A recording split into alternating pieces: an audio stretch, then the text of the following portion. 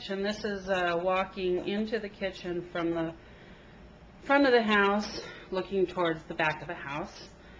As you can see, we have our backpacks ready and waiting.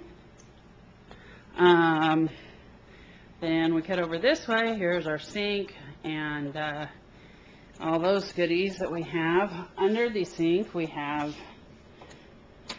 the various and sundry necessary poisons that we do keep in our house, of cleaning variety. And we have the ever so fabulous child taught locks. Not even my very capable 3-year-old can open them.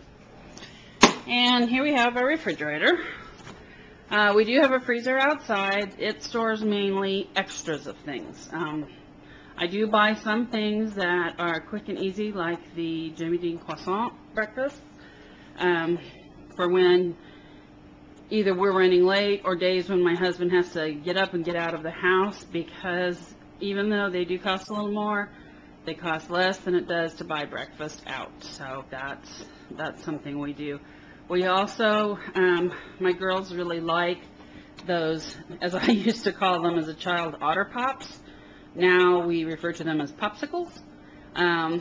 They are a good way to give them a quick treat on a hot day, or to also have as a dessert or snack without it being overly large. We keep some of our things in here. They're like extra pancakes. Those are great to microwave in the mornings. Something else I see we have in here. This is actually Go-Gurt. Go-Gurt is fabulous, frozen. Freeze it and stick it in the lunchbox, and by morning or by afternoon when they're ready to eat, it is perfect temperature. I also have my frozen peas in here that are currently being used to soothe my husband's wounded knee. And frozen peas are great for boo-boos. And we keep our little ice things to keep school lunches and what have you cool.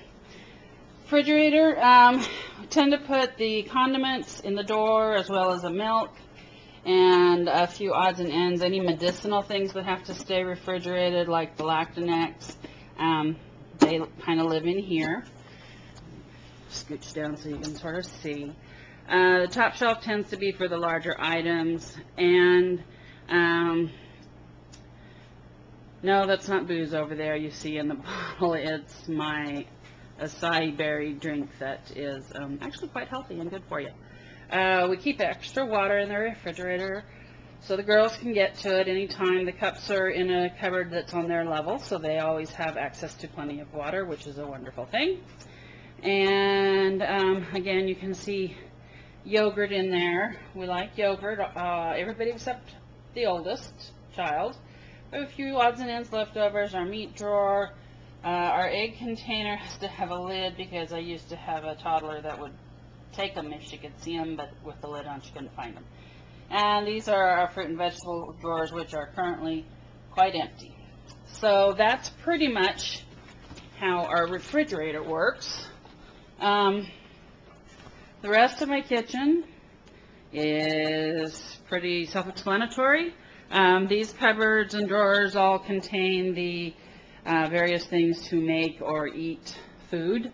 In this cupboard here next to the stove, I do have my messy looking spices and that kind of thing. Seems to be a handy place for them. And a variety is always good.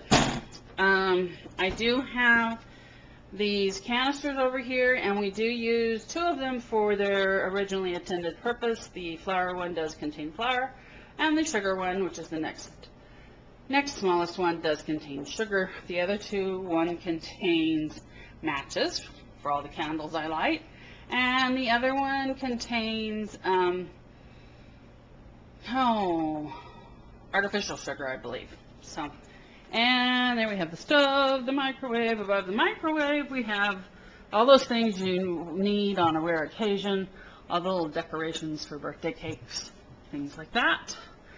And then the mixer, we have some school supplies, cookbooks up at the top. And then down here we have our make sandwiches or keep the food covered kind of supplies. So that's pretty much the kitchen. So I'm going to take you over here to my